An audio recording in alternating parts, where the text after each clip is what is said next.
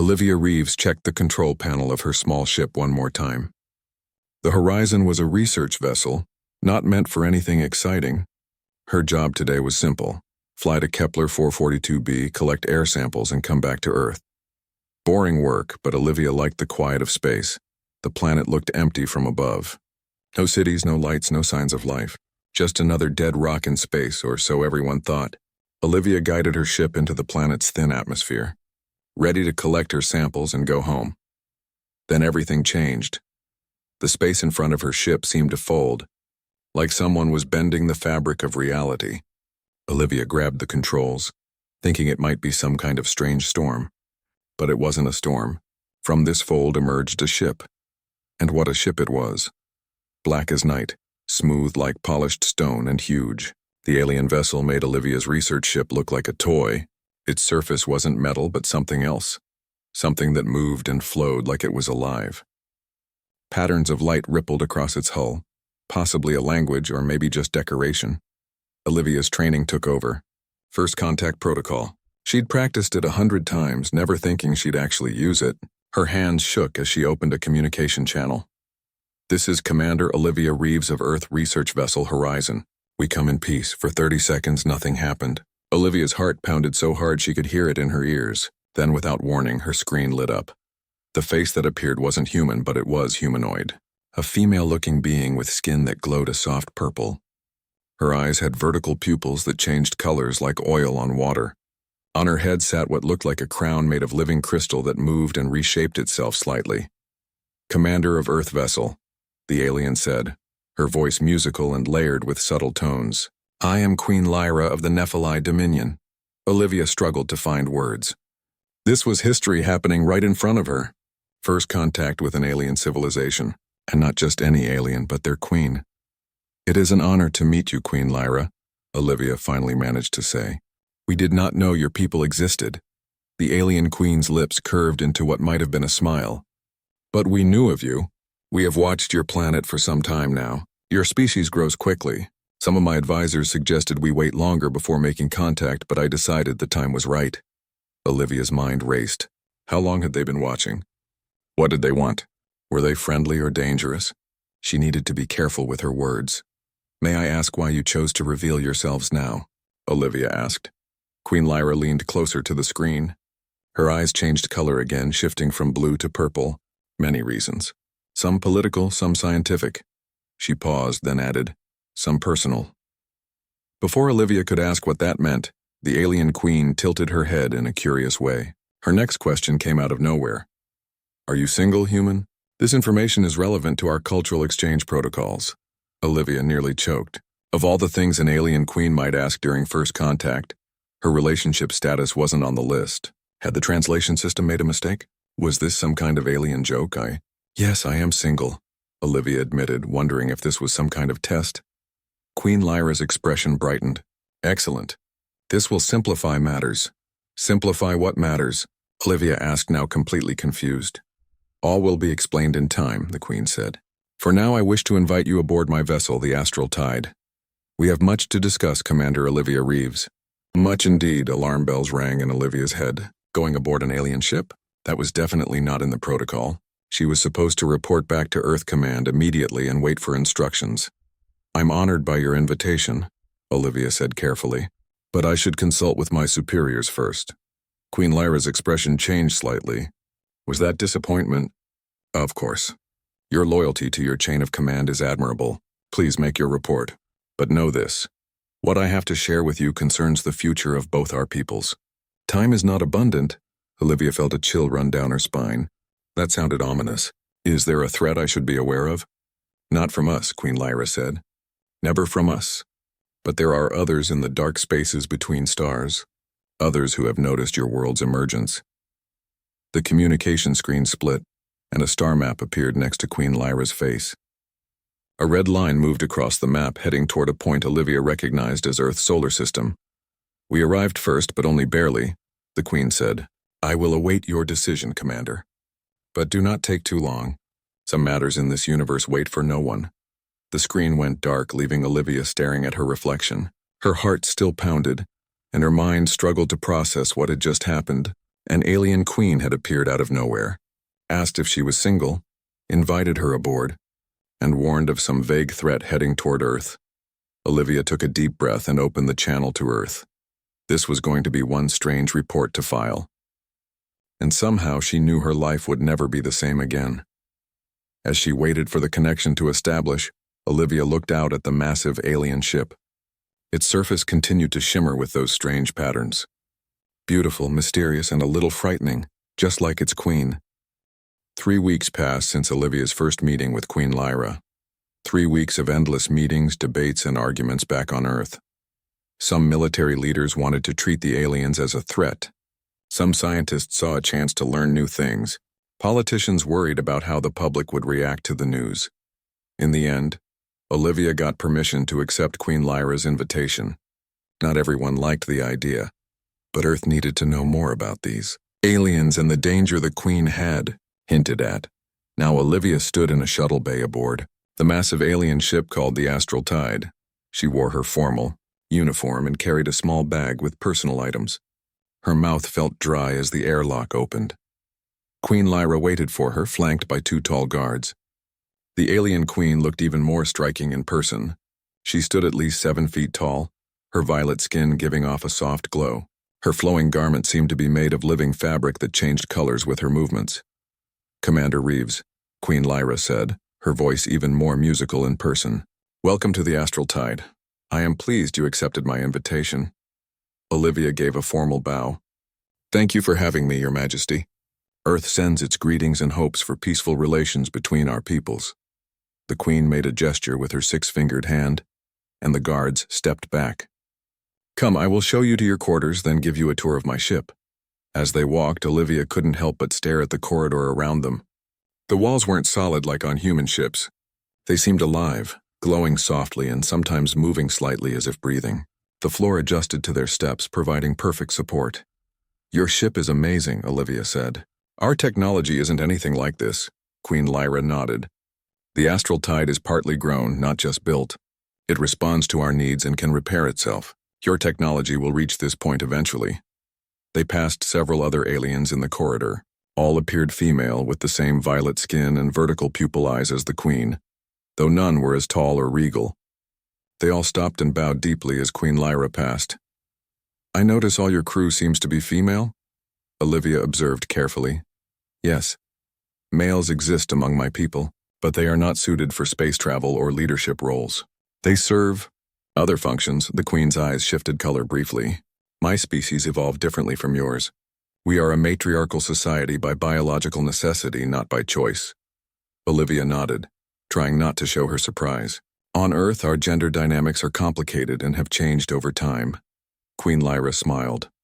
"Yes, we know. We have studied your history. Your species is at an interesting point in its development. That is part of why I wanted to meet you specifically, Olivia Reeves."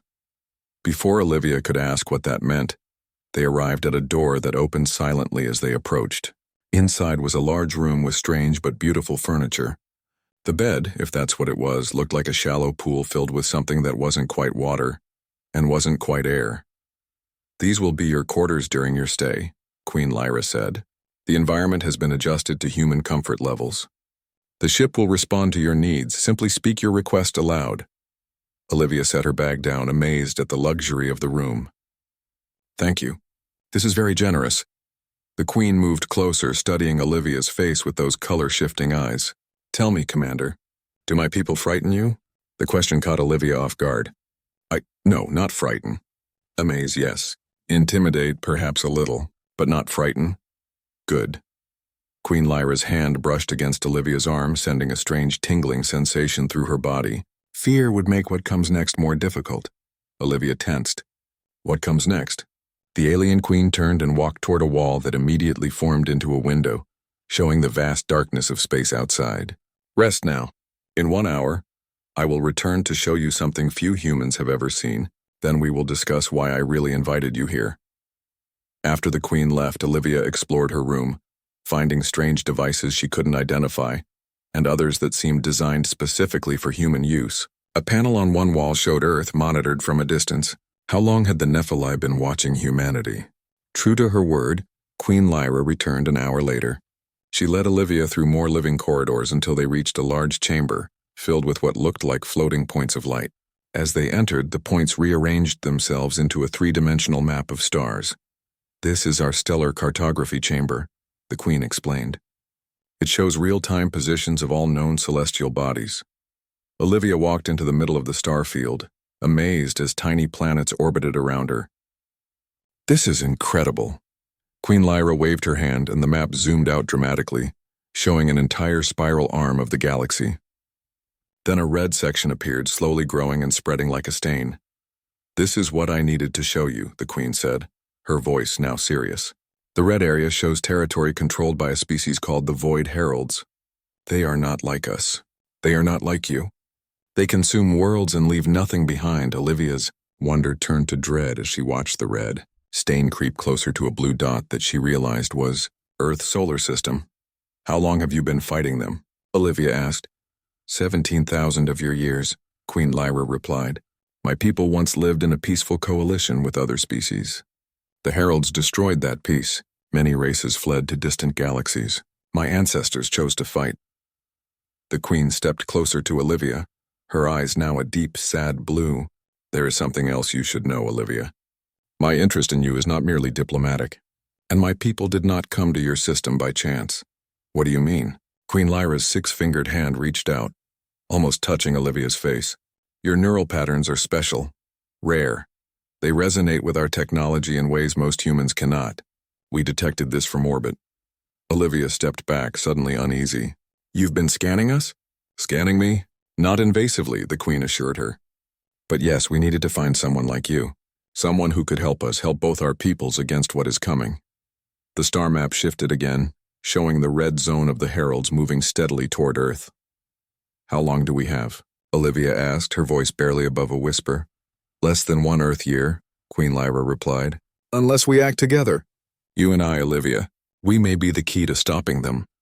Olivia stared at the advancing red zone, then back at the alien queen who watched her with those ever-changing eyes. Whatever she had expected from this meeting, it wasn't this.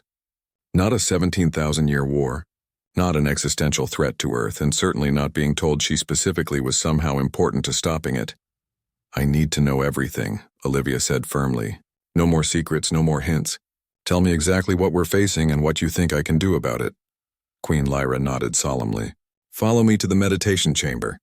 There I can show you rather than tell you. Some things must be seen to be understood." As they left the star chamber, Olivia felt the weight of 2 worlds on her shoulders. Whatever waited in that meditation chamber would change everything, for her, for Earth, and possibly for the entire galaxy. The meditation chamber looked nothing like Olivia had imagined. Instead of a simple room with cushions or chairs, she entered a circular space with walls that seemed to be made of flowing water. The ceiling opened to the stars above, though Olivia wasn't sure if it was real or some kind of advanced projection.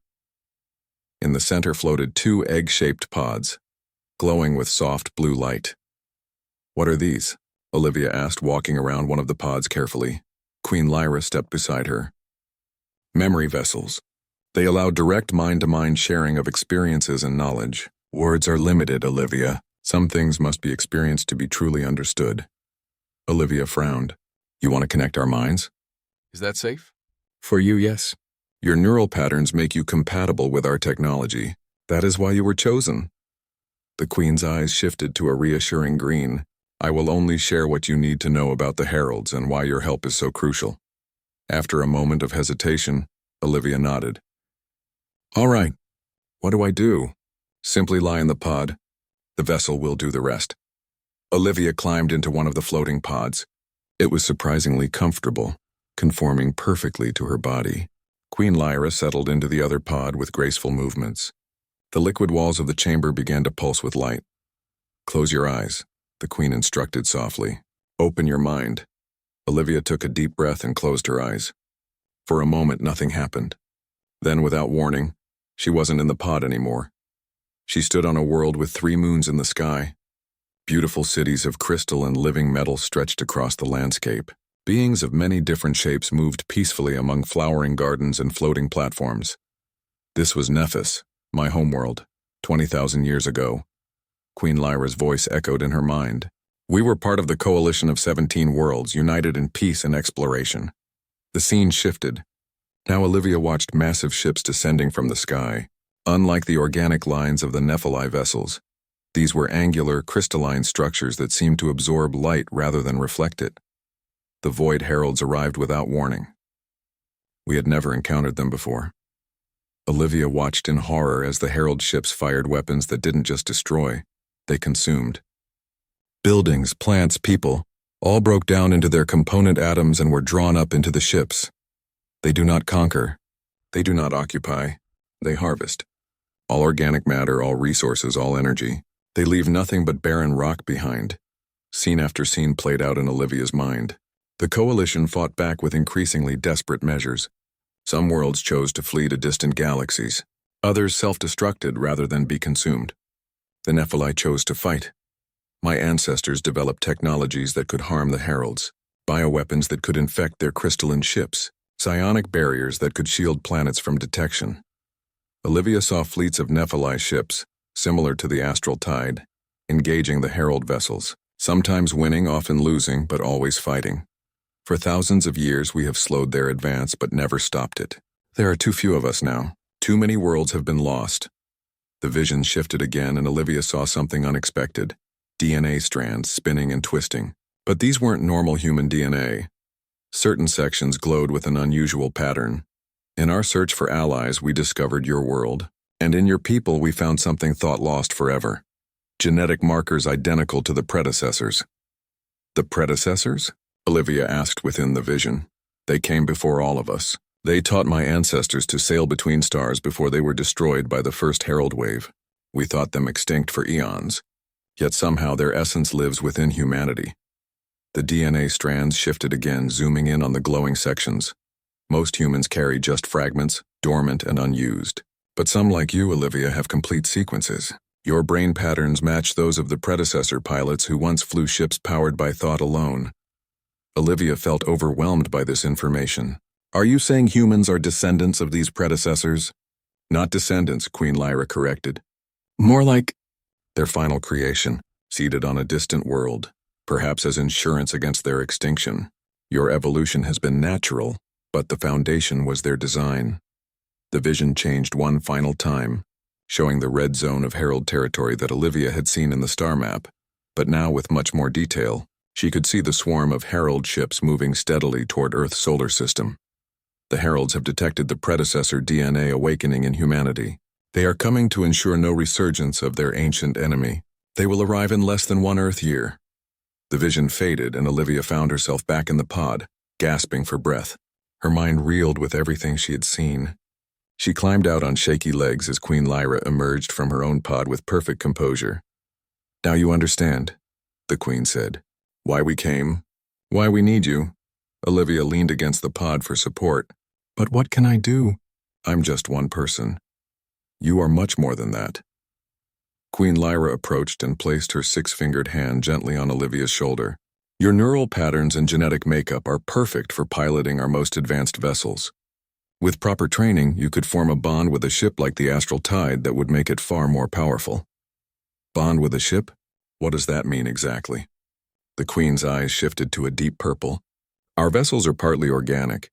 They can form symbiotic relationships with their pilots, but only certain neural patterns are compatible. Mine is one. Yours is another. Olivia shook her head, trying to process everything. So you want me to become, what? The pilot of an alien warship? Not just any pilot.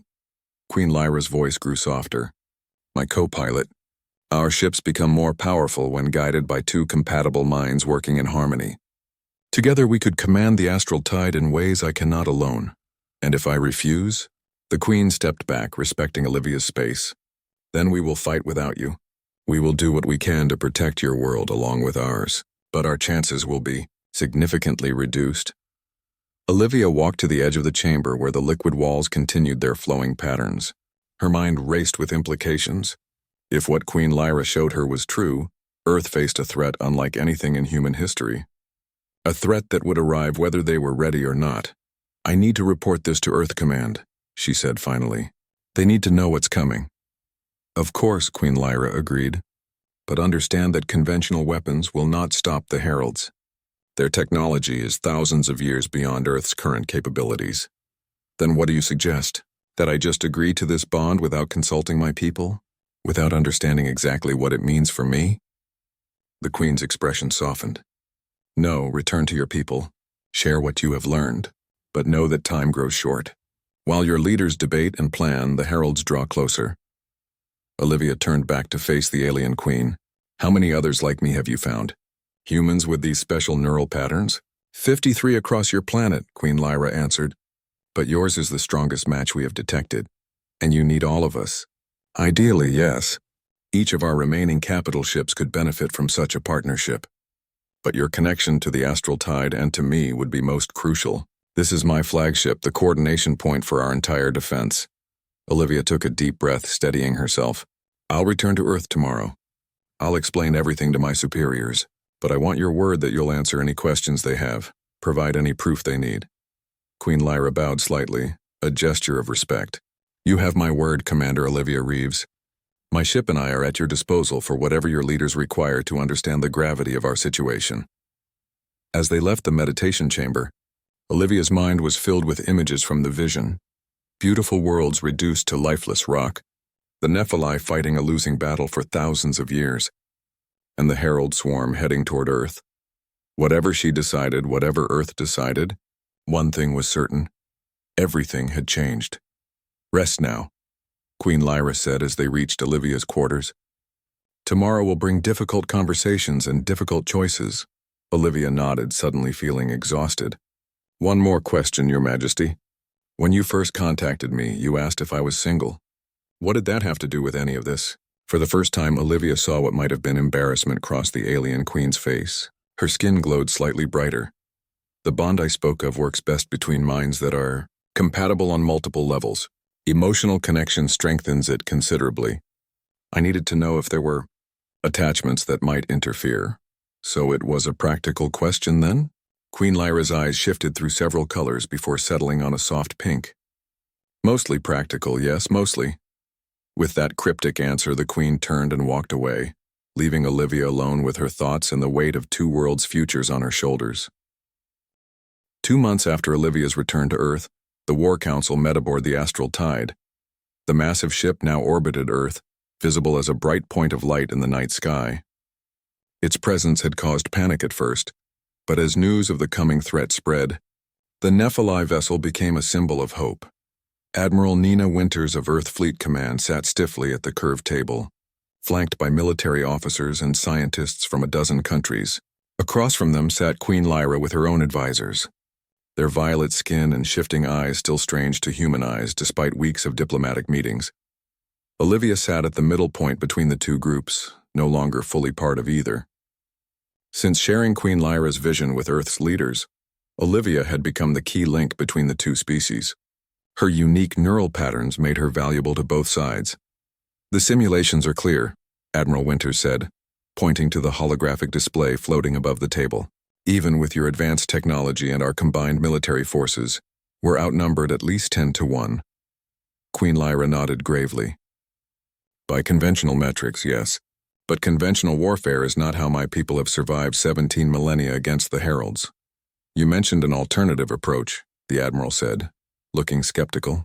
Something about human DNA and your biotechnology. The Queen gestured, and the hologram changed to show human DNA strands with certain sections highlighted. As I explained to Commander Reeves, humans carry genetic markers identical to the predecessors, an ancient race that once taught my ancestors to travel between stars. Dr. Ellis, Earth's leading geneticist, leaned forward. We've confirmed this. The sequences Queen Lyra identified don't match any known evolutionary pattern on Earth. They appear to have been inserted into our genome at some point in humanity's distant past. Murmurs spread around the human side of the table. Despite weeks of testing and verification, some still struggled to accept this revelation. These sequences, Queen Lyra continued, allow certain humans to interface directly with our biotechnology. Our ships are partially organic and respond to specific psychic imprints. Commander Reeves possesses one of the strongest such patterns we have ever detected. All eyes turned to Olivia, who straightened in her seat. "I've tested their claims personally," she said. "I was able to connect with the astral tide systems in ways our technology can't explain." "It's real?" Admiral Winters frowned. "So what exactly are you proposing?" Queen Lyra's eyes shifted to a deep blue. "We propose a true symbiosis. Selected humans would bond with our warships, becoming one with the vessel. The neural connection amplifies both species' natural abilities and unlocks the dormant potential in your genetic code." "You want to use humans as pilots?" Admiral Winters asked, her voice sharp with suspicion. "Not as mere pilots," the Queen corrected. "As true partners. The bond is symbiotic, benefiting both. A joined vessel becomes more powerful, more responsive, and capable of maneuvers and weapons deployment that neither species could achieve alone." Dr. Chen, head of the Neuroscience Division, pulled up her own data. "Our tests confirm the Queen's claims. The neural interface they've developed allows for direct mind-to-machine connection without harmful effects. The 53 humans with compatible neural patterns all showed improved cognitive functions after brief exposure to Nephilim technology." Admiral Winters still looked unconvinced. "You're talking about turning my people into living weapons." "I'm talking about voluntary partnerships," Queen Lyra countered, her tone remaining diplomatic but firm. "And I will be the first to demonstrate." She turned to Olivia. "With Commander Reeves, if she consents." Again, all eyes turned to Olivia. She felt the weight of Earth's future on her shoulders. The past 2 months had been a whirlwind of tests, briefings, and arguments. She'd connected briefly with the astral tide systems under controlled conditions, experiencing a fraction of what Queen Lyra described. Even that limited exposure had been transformative. "I volunteer," Olivia said, her voice steady despite her racing heart. "But I have conditions." Admiral Winters looked alarmed. "Commander," Olivia raised her hand. "With respect, Admiral, I've spent more time studying this technology than anyone else on Earth. I've seen what's coming. If there's even a chance this works, we have to try."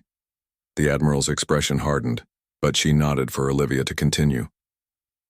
"My conditions are these," Olivia said, addressing both sides of the table. "First, all partnerships must be truly voluntary. No pressure, no coercion, no matter how desperate we become." Queen Lyra nodded. "Agreed. The bond will not function properly without willing participants. Second, any human who bonds with a Nephilim ship remains under Earth's chain of command for strategic decisions. We fight together, but we don't surrender our autonomy." This caused murmurs among the Nephilim advisors, but the Queen silenced them with a gesture. "Acceptable provided joint operations are coordinated through a combined command structure." "Third," Olivia continued, "full disclosure of all aspects of the bonding process, including any permanent effects on human physiology or psychology. No secrets. You shall know everything before you commit," Queen Lyra promised. "The process will change you but not diminish you." Admiral Winters leaned forward. "And what exactly are these changes? Will these people still be human afterward?" The Queen's eyes shifted to a thoughtful green. "They will be themselves, but more. Enhanced perception, accelerated healing, extended lifespan. The bond creates a symbiotic relationship that benefits both parties. But yes, they will still be human, just as I will still be Nephilim." Dr. Ellis looked up from her tablet. "Our analysis suggests the process activates dormant sections of the human genome, the predecessor DNA sequences. It doesn't add or remove anything." Olivia took a deep breath. "My final condition is that Earth begins preparations for evacuation of key population centers, just in case we fail. The heralds consume entire planets. We need a backup plan." This caused a stir on both sides of the table, but Admiral Winters nodded grimly. "Already in progress. We've identified potential colony sites in the Alpha Centauri system. It won't save everyone, but it's something." Queen Lyra stood, her tall form towering over the humans. "Then it is settled. Commander Reeves and I will undergo the bonding process first. If successful, we will proceed with the other volunteers." "How soon can we begin?" Olivia asked. "The bonding chamber is prepared," the Queen replied. "We can start tomorrow if you are ready." Olivia nodded, trying to project confidence she didn't entirely feel. "Tomorrow, then." After the meeting adjourned, Admiral Winters pulled Olivia aside in the corridor. The Admiral's face showed concern beneath her professional demeanor.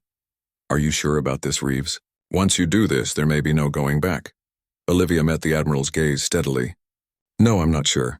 but I've seen what these heralds do to worlds they target. If there's even a chance this works, I have to try." The Admiral studied her face for a long moment. "You've changed since you first boarded this ship. Is it just the pressure? Or is there something more going on between you and the alien queen?" Olivia hesitated. Her relationship with Queen Lyra had evolved over the past months in ways she couldn't easily explain. There was a connection between them that went beyond diplomatic necessity. "Queen Lyra has shared her mind with me," Olivia said carefully. "I've experienced 17,000 years of her people's struggle. That creates a bond. Just be careful," the Admiral warned. "Don't forget where your true loyalties lie." "My loyalty is to Earth," Olivia assured her. "But fighting for Earth and working with the Nephilim aren't mutually exclusive.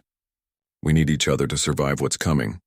As the Admiral walked away, Queen Lyra appeared from a side corridor, her tall form moving with fluid grace. "Your leader fears I have influenced you unduly," the Queen observed. "She's cautious. It's her job to be." The Queen's eyes shifted to a warm amber color. "Are you afraid, Olivia?" "Of what tomorrow will bring." Olivia considered lying, then decided against it. "Yes, I'd be a fool not to be. But I'm more afraid of doing nothing and watching Earth die." Queen Lyra reached out, her six-fingered hand gently touching Olivia's arm. The now familiar tingling sensation spread through Olivia's body. "We will face it together," the Queen said softly. "Tomorrow our minds will join, and the astral tide will become an extension of us both. It will be unlike anything you have experienced before." "Will I still be me afterward?" Olivia asked, voicing her deepest fear. The Queen's eyes shimmered with multiple colors. "You will be you, but more. Just as I will still be me. The bond does not erase, it enhances, it combines, it elevates. Two minds working as one, yet each remaining distinct." Olivia nodded, taking comfort in the Queen's words. "Then I'll see you tomorrow in the bonding chamber." As she watched Queen Lyra walk away, Olivia wondered what it would truly feel like to share a mind with the alien queen. To feel what she felt, to know what she knew. Tomorrow would change everything. For her, for Earth, and for the future of two species fighting for survival against an ancient enemy. The bonding chamber pulsed with soft blue light. Unlike the meditation pods Olivia had used before, this room contained a large circular pool filled with a glowing liquid that wasn't quite water. The liquid moved on its own, forming patterns and ripples without any wind or disturbance. Olivia stood at the edge of the pool, dressed in a simple white garment provided by the Nephilim. Her heart pounded in her chest. Despite all the preparations, all the tests and explanations, she couldn't quiet the voice in her head asking if this was a mistake. Queen Lyra entered from the opposite side of the chamber. She too wore a simple white garment, her crown of living crystal removed for the first time since Olivia had met her. Without it, the Queen looked less regal but somehow more approachable. "Are you ready, Olivia?" the Queen asked softly. "As ready as I'll ever be," Olivia replied. "The observers?" Queen Lyra gestured to a raised platform where Admiral Winters, Dr. Ellis, and several other humans and Nephilim watched from behind a transparent barrier. "They will monitor everything. If there is any sign of danger to either of us, they will end the process immediately." Olivia nodded, taking a deep breath. "Then let's begin." Together, they stepped into the pool. The liquid was warm and thick, supporting their weight easily. It rose to their waists as they waded toward the center where the glow was brightest. "Remember," Queen Lyra said, "do not fight the connection. Allow it to form naturally. Our minds will touch first, then extend to the ship itself." When they reached the center, the Queen extended her six-fingered hands. Olivia took them in her own, feeling the now familiar tingling sensation amplified by the surrounding liquid. "Close your eyes," Queen Lyra instructed. "Focus on my voice." Olivia closed her eyes. The Queen began to sing in her own language, a haunting melody that seemed to vibrate through the liquid around them. The tingling in Olivia's hands spread up her arms and throughout her body. Then, without warning, she felt it, the touch of another mind against her own. Unlike the controlled vision sharing in the meditation chamber, this was more intimate, more complete. Olivia sensed Queen Lyra's presence, not just her thoughts but her emotions, her memories, her very self. For a moment, Olivia panicked, instinctively trying to pull back, to protect her identity from being swallowed by the alien consciousness. She felt Queen Lyra's reassurance flow through their connection. "I am here, but I am not taking from you. We join, but we remain ourselves." Olivia forced herself to relax, to accept the connection rather than fight it. As she did, the experience changed. It wasn't an invasion anymore, but an expansion. Her awareness grew, encompassing not just her own body and mind, but Queen Lyra's as well. 17,000 years of memories flooded into her consciousness, not as overwhelming information, but as context, as background that she could access when needed. She understood now why the Nephilim fought so hard for so long. She felt Queen Lyra's determination, her hope, her fear, her courage, and through their joined minds, Olivia felt something else, the astral tide itself, waiting for them. The ship's consciousness wasn't like a human's or a Nephilim's. It was vast and patient, built of organic systems and living metal that had grown over centuries. It recognized them both, welcomed them both. Reach out to it, Queen Lyra's thoughts guided her. It has been waiting for you. Olivia extended her awareness, connecting with the ship as she had with the Queen. Immediately, she felt the vessel's systems open to her. She could sense every part of the massive ship from bow to stern, every crew member moving through its corridors, every star in the surrounding space. The astral tide responded to her thoughts, eager to please its new co-pilot. With a mere thought, Olivia accessed the weapon systems, the engines, the shields. Information flowed into her mind. Capabilities she hadn't known existed. Defensive systems unlike anything humans had developed. Through it all, Queen Lyra remained with her, guiding and supporting as Olivia adapted to the overwhelming input.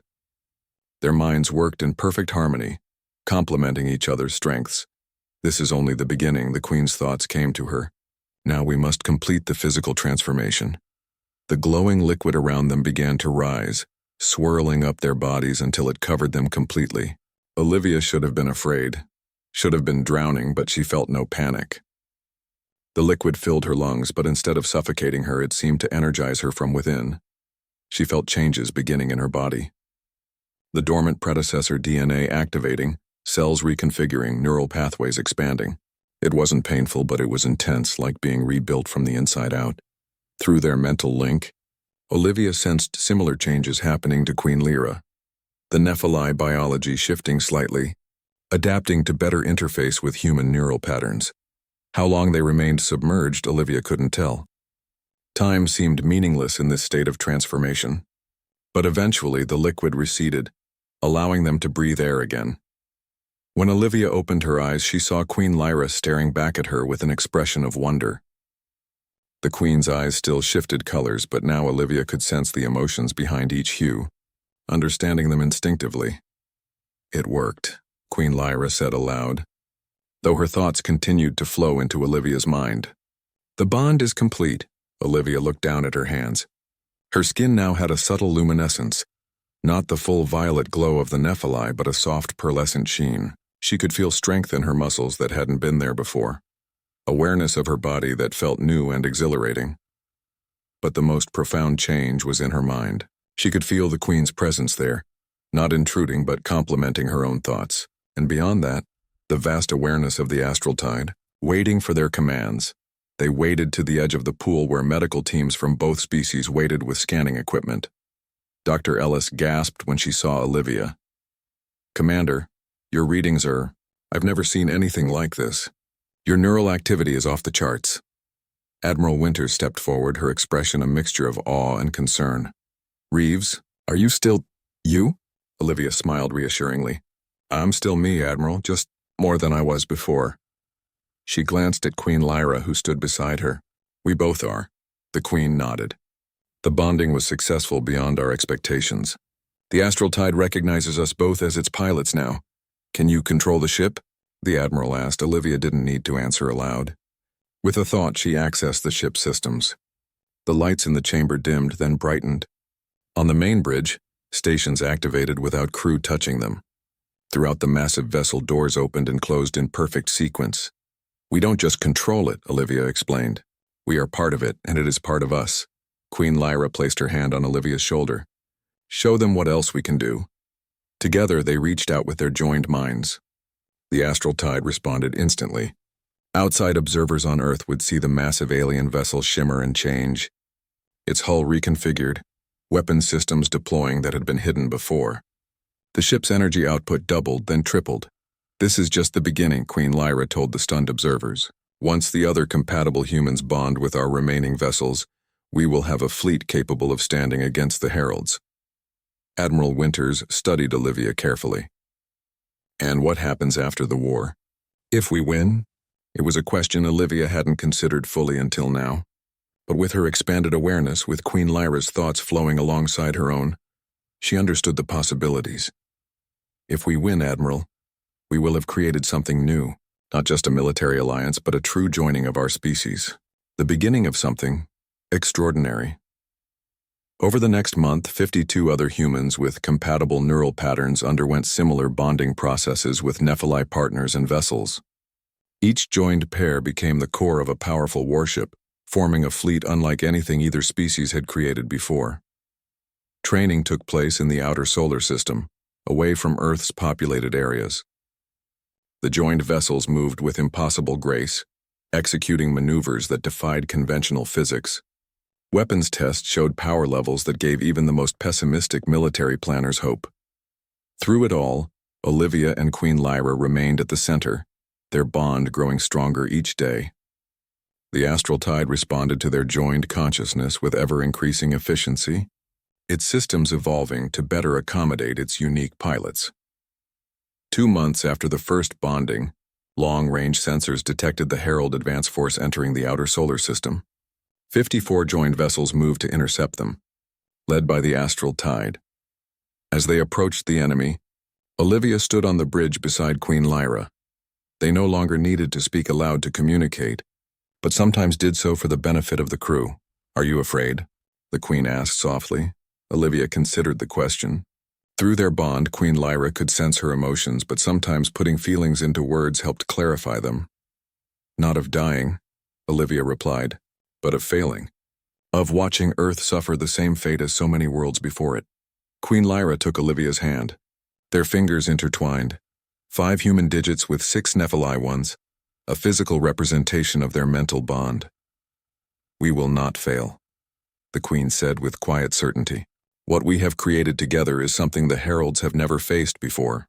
The union of 2 species, 2 minds, 2 hearts,